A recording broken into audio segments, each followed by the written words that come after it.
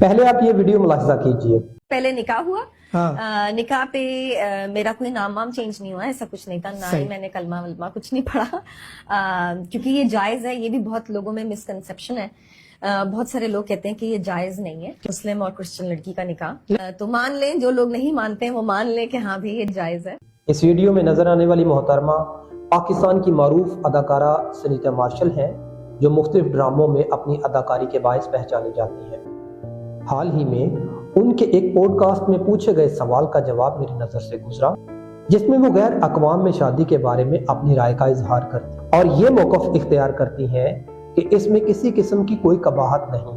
میں پورے احترام کے ساتھ واضح کرنا چاہتا ہوں کہ اس گفتگو کا مقصد کسی فرد کی ذات، نیت یا کردار پر تبصرہ نہیں، بلکہ ایک عوامی طور پر پیش کیے گئے نظریے کو بائبلی تعلیم کے تناظر میں جانچنا ہے. بائبلی تعلیمات کے مطابق غیر اقوام میں شادی کا مسئلہ محض ذاتی پسند، سماجی رجحان یا شخصی رائے کا معاملہ نہیں، بلکہ خدا کے کلام میں دیے گئے اصولوں سے متعلق ہے. یہ کہنا کہ غیر اقوام میں شادی کو ناجائز سمجھنا صرف لوگوں کی غلط فہمی ہے، بائبلی تعلیم کے مجموعی تناظر سے ہم آہنگ نظر نہیں آتا.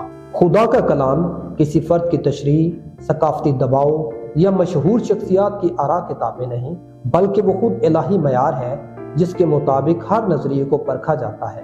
کتاب مقدس میں ابتدا ہی سے یہ اصول نمایاں ہے کہ خدا کی قوم اپنی روحانی شناخت، ایمان اور عہد کو محفوظ رکھے.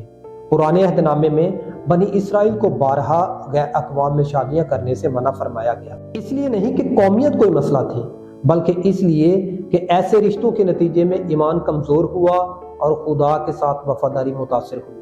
سلیمان بادشاہ کی زندگی اس حقیقت کی ایک نمایاں تاریخی مثال ہے، جہاں غیر اقوام سے شادیاں اس کے دل کو اسرائیل کے خدا سے دور لے گئیں. نئے عہد نامے میں یہی اصول نسلی یا قومی بنیاد پر نہیں، بلکہ ایمان کی بنیاد پر واضح کیا گیا ہے. پولس رسول اس حقیقت کی طرف اشارہ کرتے ہیں کہ مسیحی ایماندار اور غیر ایماندار کے درمیان ایسا رشتہ خدا کی مرضی کے مطابق ہم آہنگ نہیں. مسیحی شادی محض ایک سماجی معاہدہ نہیں، بلکہ ایک روحانی عہد ہے جس میں دونوں فریق مسیح کے تابع ہو کر ایک جسم بنتے ہیں اور اپنی مشترکہ زندگی کو خدا کی مرضی کے مطابق گزارنے کا عہد کرتے ہیں. لہٰذا یہ مسئلہ کسی فرد کی ذاتی رائے، خاندانی روایت یا معاشرتی قبولیت کا نہیں، بلکہ خدا کے کلام کی اس تعلیم کا ہے جو ایمان کی حفاظت، نسلوں کی روحانی سلامتی اور خدا کے ساتھ وفاداری پر زور دیتی ہے. تاریخ بارہا یہ گواہی دیتی ہے کہ جب بھی خدا کی قوم نے ان اصولوں کو نظر انداز کیا، روحانی زوال، اخلاقی کمزوری اور شناخت کے بحران نے جنم لیا. اسی تناظر میں کلیسیا اور مسیحی قیادت پر یہ ذمہ داری عائد ہوتی ہے کہ وہ ایسے نظریات کا بائبلی بنیادوں پر جائزہ لے اور اپنی نوجوان نسل، بالخصوص آنے والی نسلوں کو خدا کے کلام کی حقیقی تعلیم سے روشناس کرائے، تاکہ فیصلے ظاہری کشش، وقتی جذبات یا سماجی دباؤ کے تحت نہیں، بلکہ ایمان، فہم اور روحانی بصیرت کے ساتھ کیے جائیں. اس کا مقصد کسی فرد کی مخالفت نہیں، بلکہ ایمان کی حفاظت اور مسیحی شناخت کی مضبوطی ہے.